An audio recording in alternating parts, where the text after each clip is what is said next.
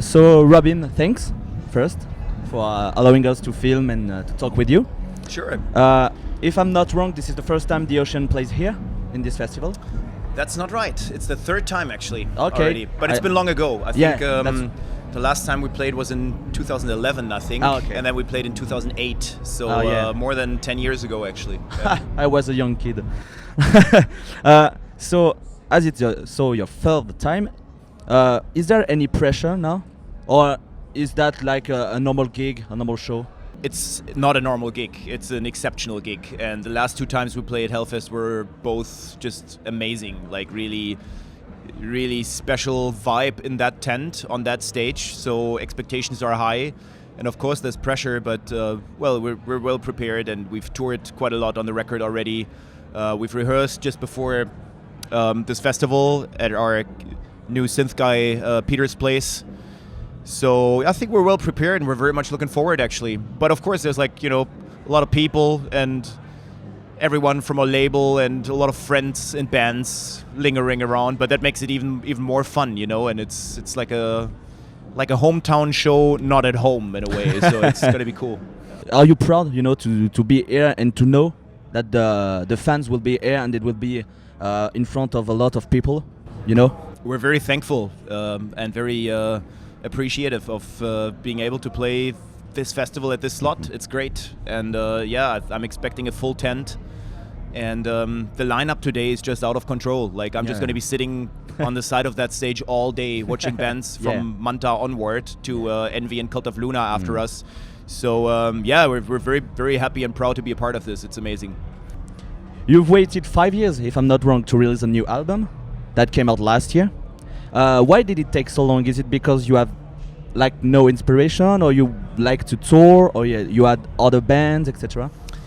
Well, we took a bit of time with this latest record. That's true. Partially because we toured a lot on the previous record, Pelagial, which came out in 2013, and basically until 2016 we were more or less constantly on tour. Then we took some time off because everybody felt like they have to do something else for a while. We were getting a little bit tired of the touring circus and each other, and so we all mutually decided, okay, let's take a short break, not like a hiatus or anything, but let's all focus on something else. And we did, and that was very healthy. And when we came back 2 years later, everybody was in the right place for this new record, and we were all burning to make a new record and go into the studio and start touring again and start recording again.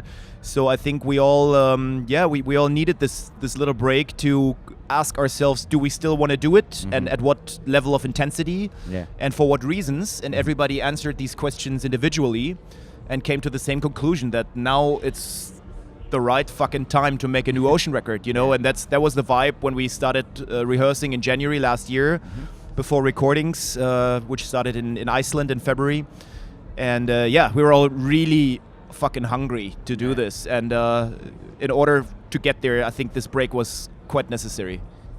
It is like a new beginning, if we can say. Yeah, in a way it feels a bit like a new beginning. Comparing the lineup on this record with the lineup on the previous record, Pelagial, it's only Loic and me that are still in the band. We have a new drummer who joined us right after Pelagial was released, basically, and who's still with us now.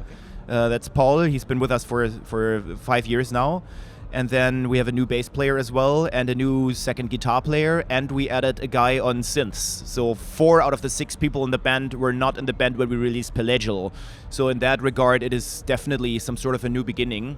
But on the other hand, all these people have already been in the band for a while now. Paul has been in the band for 5 years. It's just the first time that he records a record with us, you know? So it's not like he doesn't feel like a new kid on the block. So it's like, it is a new beginning, but we've all played together for a fair amount of time, and this constellation right now is, I think, the strongest that this band has ever had with regards to musicianship and also just personal relations and friendship.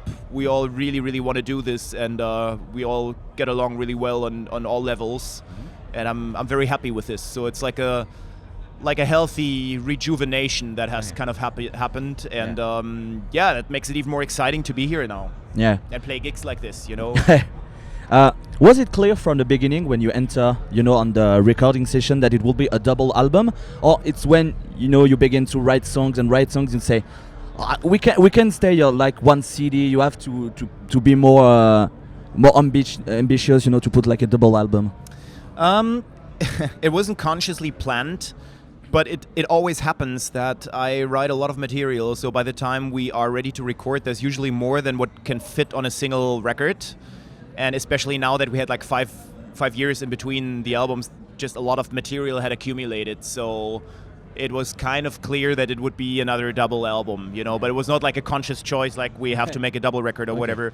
And also with regards to the conceptual side of it, it made sense to divide it up between two separate records that also both have a bit of a different musical focus. So the first half that we already released now, Phanerozoic 1, Paleozoic, is a bit more streamlined. It has a very continuous vibe going through from the beginning to the end of the record, and that's what I wanted for this record to have. It has this feel of urgency, everything really follows a very similar vibe, I think. And the second record's going to be more experimental. It's going to be more broader in terms of musical elements and styles, and a bit more out there in a way. Okay. So I don't think it would have fit together on the same record. I think it's a good idea to separate it and keep them both a little bit distinctively and consciously different, but within themselves coherent. We never wanted to make the same record that we had already made again and develop. We were never looking for any kind of formula and then stick with it, until the day we die. We always want to challenge ourselves to try something else with every record. And the prerequisites were different for both records, and the outcome will be different, but they both represent this band where we currently are, and we're very happy and proud of all this material that we have released as the first part, and we're still going to release next year. What is the hardest part for you? When the band came out with the geological period, what is the hardest part as a guitar player to find the riffs that goes along with the themes and etc.? It usually doesn't work that way around. It's usually the songwriting process happens before the conceptual Überbau happens in a way, the songs were written first, and then I start thinking about song order, how to put it all together, and with it, which context to embed it into. And the only album we ever made where that was different was Pelagial. That was the only record where the concept, the idea was there before, and then I started writing music with that idea in mind. So that record is a special case in a way, but in the case of Phanerozoic and Precambrian and the Centric records, it was all that the songs already existed, and then I started thinking about the lyrical side and the conceptual side of it. Was there the case when you wrote a song, you keep playing in the studios, you say, that song is not quite much in this theme, but you kept it, in the back of your head to say, it could be, in another album, it's more another vibe? That happens all the time. Yeah. The difficult part about that approach is that once you have already prefabricated song material, and then you start applying a concept to it, it's gonna work in some parts, but it's not always gonna work. So you have to have some flexibility. You have to be able to remove parts or songs entirely because they just won't fit, and then at least change the order, place them somewhere else. So there's a lot of arranging of songs and also elements and parts within songs that still happens after while the lyrics are being written and while the concept is being kind of developed. So the music is not written in stone. It's there are song constructs there to a certain level of detail, but then there's still a lot of things that are going to change throughout the process. So it's it's a pretty weird process, actually. Sometimes everything automatically falls into place and you're fuck, this is exactly what, all makes sense to me. And then sometimes you're this is a beautiful transition, but it just doesn't make any fucking sense, So we need to do something else with it. And that's part of the challenge. I don't know if you saw, but Baroness, they released their last album, Golden Grey, and they announced it's the last of the chromatic period, purple, blue, red, etc. And I thought Is there a chance that The Ocean will one day release an album that is not about a geological era? Perhaps you want to release an album with like no pressure to put a geological and be like more free to do something with no theme, etc.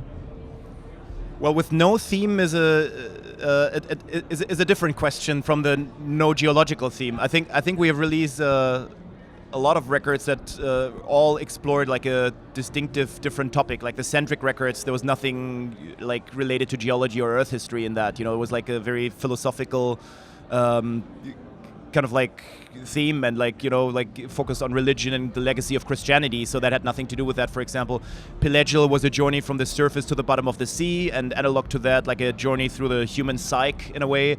So also there was nothing like that. Now with the Phanerozoic album or albums, we wanted to connect to the Precambrian topic, and that was like a conscious choice after 10 years to return to Precambrian and make a record that covers the next consecutive eon in a way. It was like the missing link, also with regards to the Centric records, which kind of connect to Phanerozoic now. Like this Phanerozoic record kind of bridges the gap between Precambrian and heliocentric, which marks like the beginning of humanity. So I just felt like there was this blank space, this void, and I wanted to make this record that fills that. But I don't think there will be another geological concept album. Like we're going to do something else in the future. Nice. Maybe just a straight up punk rock record with no, like a no-brainer, like 20 songs, 2 minutes by songs, Yeah, we'll see. You never know. When you unveil, the merchandising around the new album, you like to create boxes with a fossil, and I just wonder, why are you doing this? Is it because you want to offer more than just a simple vinyl? Is it because you want to push the experience of the concept of the album to the maximum, or just because you like fossils? All three of this. Okay. Really, yeah. I mean, I obviously have a fascination for geology and paleontology, and like I think fossils are amazing like little items that are like. That tell of a time long gone, and I just have a fascination for that. When it comes to record packaging, I've always looked at records as a holistic piece of art that involves the music, obviously, but also the visual side of it, the haptic side of it, like the presentation, and we've always tried to challenge ourselves and the financial and physical feasibility with like the last couple of records we have released. Pelagial also came with an acrylic box set with like multiple layers and they were silkscreen printed and everything. And I just love to look at music as like a physically packaged kind of like thing that someone has put careful attention to detail and design into. And I think if you don't do that, it's such a waste of artistic potential. Like there are some bands that I find great musically, but when you look at their artwork and their record packaging, it's just like dull and boring. And then I'm thinking, fuck man, like make a little more effort to make something special, and yeah, we've always wanted to do that, and this new box set was definitely the most challenging record packaging project I have ever started. It comes in a wooden box set with this very intricate gatefold with die cuts through multiple layers and metallic inks, and we wanted to have a blind embossing that in the end wasn't possible to have for technical reasons, and like there was lots of back and forth, but I'm still very happy with the final outcome. And then the fossils as an added item that kind of makes sense with the album concept and is something extremely unique, like every fossil is different. At the same time, it was very difficult to find that amount of fossils of the same scale. Like we had to find 1,000 trilobites from 350 million years old each that all had more or less the same size and weight, in order to handle it logistically. These boxes had to be shipped all over the world. They had to fit in the box, so that was quite difficult. But I was cooperating with a very nice lady from a geological institute in Munich, and she was very helpful and was really into the project because it was different from anything she had ever done before. And she sourced that from various sources all over the world, and she was like, yeah, I can get you that amount of ammonites and that amount of trilobites, but not before October 6th, and then there's a fair here, and I'm going to buy like 100 of these pieces there. And in the end it all came together, and yeah, it makes for a very unique and special box set, I hope. Yeah. Is it tough for a band like you to create a set list for a gig in a festival? You know, to choose which song goes well, which song you have to left on the side, or even though you like, you know, to play this song? Or is it to, you know, to create a set list with a long discography? It is a challenge. I think you have to, first of all, make certain rules for yourself. Like, we've released 8 or 9 records now, I don't even know. We're not going to be able to play songs of every record, you know, like, so don't even try. Like, that's not the goal. Like, the goal is to play a set list that focuses on the latest record, which is the most representative of the band always, but at the same time also goes through the important chapters of a band's history in a way. And that essentially means leaving out a lot of things, you know, like, I mean, 8 or 9 records, that's like almost probably 6-7 hours of music. Boiling that down to 1 hour set list is making a very strict selection. We have thought about this a lot and put a lot of thought into this set list, and I'm looking forward to see how it goes down. I think it's a very, very good selection of or representation of this band in the past like 10 years of its existence. And yeah, there will always be people saying like, oh, why didn't you play this track, or why didn't you play that track? It's like, yeah, we could have. It would have probably been equally good, you know, but at the end it's a personal choice and a matter of like what you feel like works best.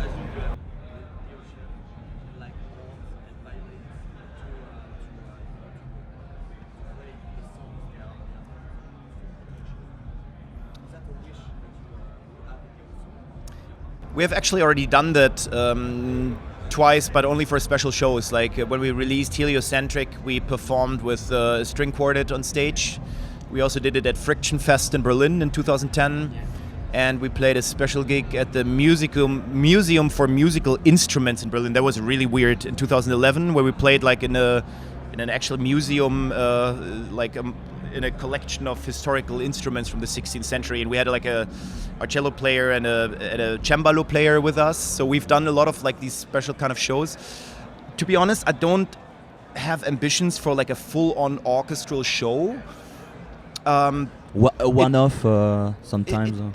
It could work, like no doubt. But I think what we do with strings, we don't need a full orchestra for that. We can perform that with like a quartet or like 3 players, you know, or like even on the mono tour we did in 2015, we took out our cello player that we've worked with for a long time, and having her on board covers almost all the string parts perfectly. And sometimes there's harmonies, there's like second and third voices, but it's not like we need this very orchestral element all of the time. You know, we use the cello more like a solo instrument than actually like a full section. So I mean, if somebody came up with, with a gig, like here's the orchestra, here's the money, do you want to play it?